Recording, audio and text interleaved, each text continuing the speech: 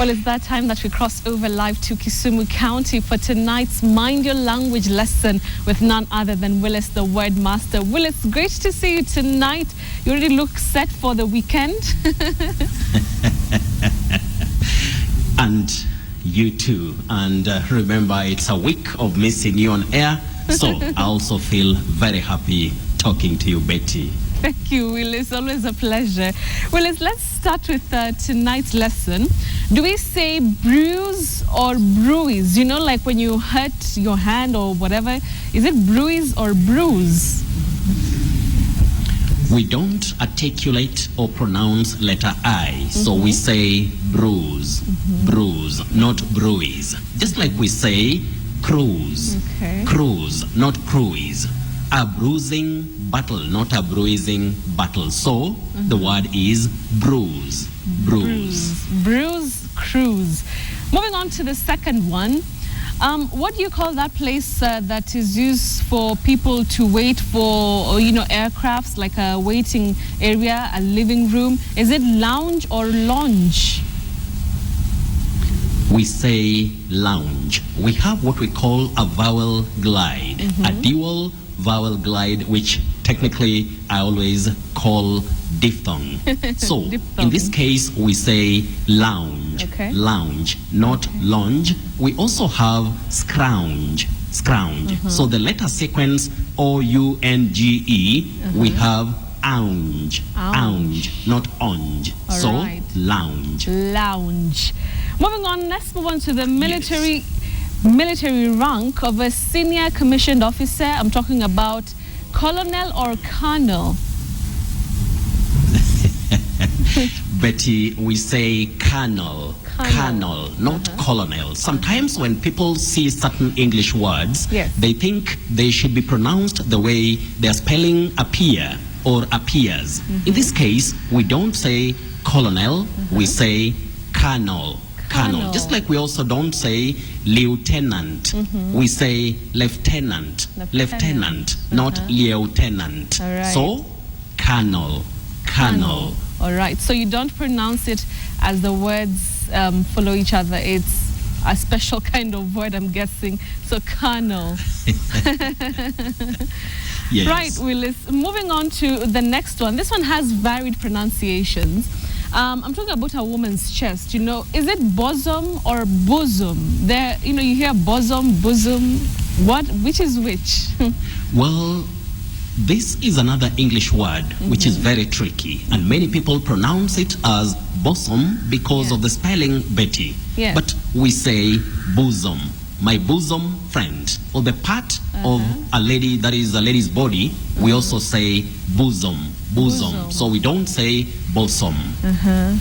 Bosom. Right, got it. Moving on to the next one. Do we say reservoir or reservoir? That one also has varied pronunciations. As far as that word is concerned, what I hear of commonly is reservoir, reservoir, which is not that's there. A new one. We don't pronounce that word as reservoir or reservoir. We say reservoir, reservoir. Just like we talk of a memoir, not a memoir. Memoir, reservoir. So very tricky, but we must get it right, especially those who are in careers of serious communication like broadcasting and all that. Definitely agree with you, Willis. Okay, let's move on to another one. Is it immigration or immigration? This one with journalists, I mean, literally a lot of people. Is it immigration or immigration? Well, we must admit that when it comes to migrate or migrate, we say migrate. The noun is migration. But when we talk about immigration, we should not have any vowel glide at the first or in the first syllable. So we say imi, not imai. So we say immigration, immigrant, and we talk of immigrate, immigrate, not immigrate. Immigrate, immigration department, not immigration department, Betty. An immigrant. Thank you for that, Willis. Okay, it's time for your surprise word or words. Do we have any tonight? just one surprise word for tonight, Yes. Betty, and Yes. I can see you are really expecting it. Anyway, we say Yeah. a sword, not sword. When we are talking about the weapon, not Really? weapon. Sword? We say a sword, not a sword. Whoa. SWORD, sword. That letter W is silent, just like in the word answer. We don't say answer. So, sword. But for a place covered by grass or a place of grass, when we talk, literary language, Yeah. then we talk of a sword. That is SWARD. So Yeah. please, when we are talking about the weapon, let us remember it is a sword. A sword. I hope you're surprised. Willis, that's a big surprise. Sword. I mean, that means tons and tons of people have been pronouncing it the wrong way. Sword, not sword. I like that one. All right, let's move on to our feedback. And Faith Audi is asking for a clarification on these words. There's clause, like, a clause in the Constitution, and then there's also the clause, like a lion's clause. Like, what's the difference in pronunciation?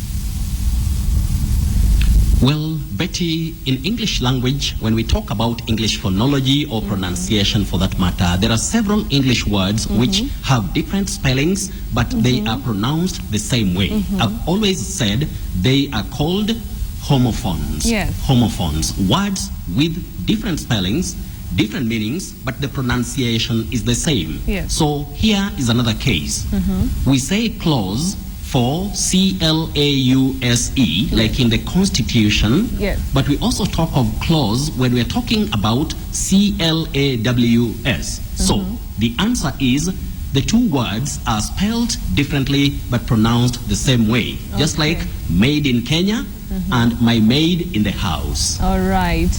Willis, always a pleasure having you on Friday Briefing. Thank you very much for, a lesson tonight, and especially for the sword, not sword. Big surprise.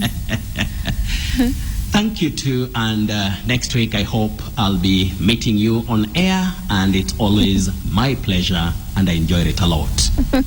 Thank you very much. Willis, the word master, coming to us live from Kisumu County. Remember, you can tweet him at Willis Ochieng1. This has been Mind Your Language, only on Friday Briefing.